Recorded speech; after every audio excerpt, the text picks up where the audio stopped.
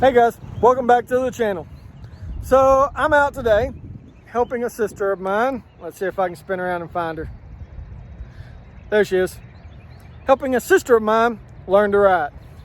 Now, if riding is something that interests you, you may be sitting there thinking, I can't afford a $30,000 Harley. I can't afford a $12,000 Yamaha. How do I get into this? The little 250s are the best motorcycles to learn to ride on.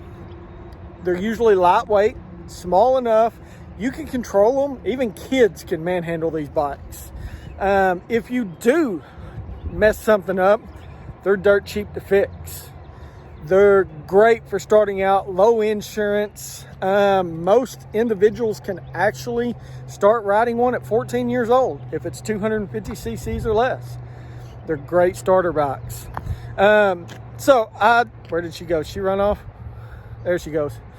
So that's Skippy. Skippy is my sister. That may be confusing to some. She is not a biological sister. She is a sister within my organization, which is just as good as biological. If she needs help, I'm going to go help her. Doesn't matter where she's at. That's what brothers and sisters are for. I am my brother's keeper, and that goes towards my sister's keeper as well.